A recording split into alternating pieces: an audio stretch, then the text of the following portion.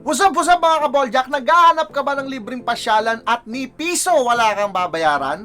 At may libre pang amenities na may enjoy nyong magtotropa gaya ng rappelling, wall climbing, spiderweb, canopy walk at may elevator rin dito exclusive lang sa mga senior citizen at PWD kasi medyo matarik pababa. At pati nga pala tong swimming pool nila guys is libre lang. O kaya ano pang hinihintay mo? Tara na, let's go! Diba, pumunta tayo ngayon po sa Hinulugan Taktak. Hinulugan Taktak. Sensya na bulol, feeling high. Antipolo. Antipolo. Hinulugan Taktak. Gusto ko yan. J-Talks, let's go! Kapado pa nung una.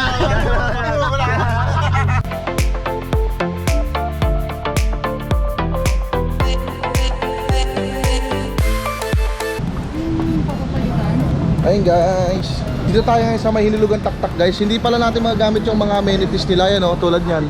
Hindi tayo makakano dyan guys, makakagamit kasi kailangan nakasapatos daw. Yun lang. Mga nachinelas kasi kami Oh.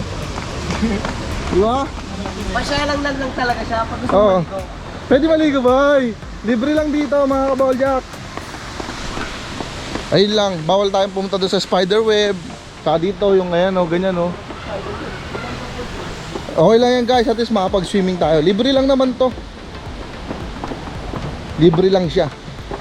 At ayun na nga mga kaboljak, meron rin pala sila dito mga tent, lamesa, upuan at meron rin sila dito mga cottage at yan ay libre lang. San ka pa? Dito ka na sa Hinulugang Taktak.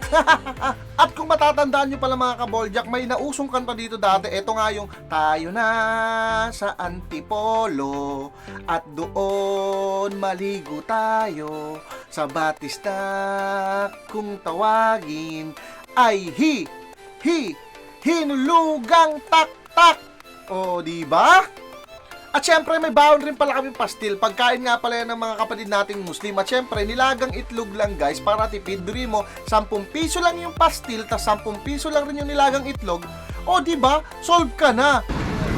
Pakiusap lang naman po ako sa inyo bago po tayo mag-swimming. Ito naman po sasabihin ko ay nakalagay naman dito sa ating rules and regulations. Okay. At ayun na nga mga kaboljak binibriefing tayo dito ni Kuya para sa rules and regulation ng pool. Kasi nga public rin to guys, marami rin tayong makakasama dito kaya doble ingat. Bawal daw dito magtatatumbling pero pwede naman mag-dive pero dun sa malalim. O di ba? Napaka-solid.